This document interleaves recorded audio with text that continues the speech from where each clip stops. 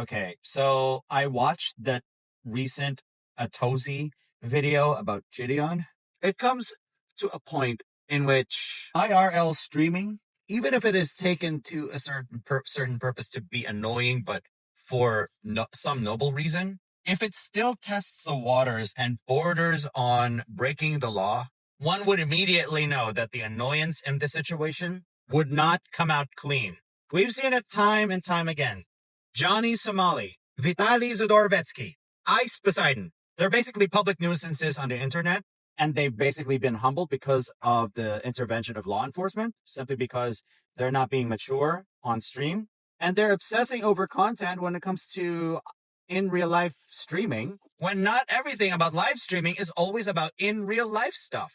And not everything in life is always for content, and not everything for content is always including real life. No, that's not the point. Basically, if you're going to start blurring the actual line between what you want to actually stream for content in real life and what you want to actually plan, and police intervention is definitely being used against you just because you're an annoyance, the decision is pretty much clear. Don't even pursue that form of live streaming if it doesn't help you.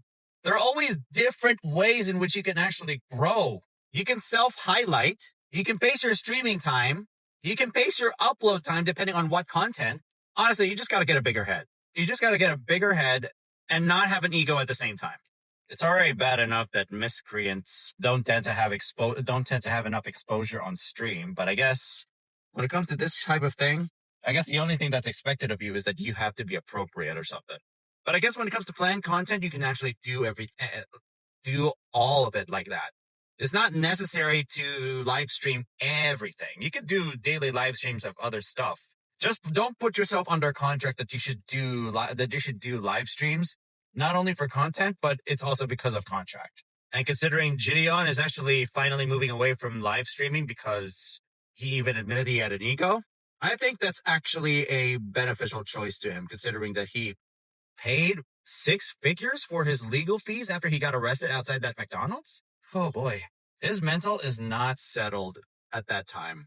But unfortunately, it was still his fault that he got into that situation anyway. So where are we exactly this time with IRL streaming?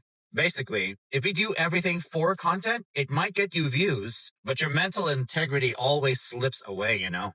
Especially if you make mistakes on stream, and you double down on those mistakes by actually being a menace eventually, which is why you should never even follow the likes of Ice Poseidon himself. What I'm telling you guys to do is to not follow the worst examples of streamers who let their thick-facedness and their ego actually take over. It can only work for some people, especially if they can actually afford the legal fees, and that they have a dedicated fan base to protect them through and through, and that they have nothing to lose. But it wouldn't work too much for people who still want to actually live a life right now. So I think what Jidion has done is a good move. Move away entirely from streaming. He can adjust the kinds of content that he's streaming. Why not do that? Why can't he just do that instead of just going on an IRL stream and make a fool of himself, actually charging into things, knowing it would get hairy for him? He could do his IRL streams, but in a different way, and not letting himself land in hot water just like that. He was heavily disrupting operations of a business, for Pete's sake. There were even calls coming into that McDonald's, spam calling. That is not a good thing, Jidion. Well, hopefully, if you're really serious, you really stay off the waves for now.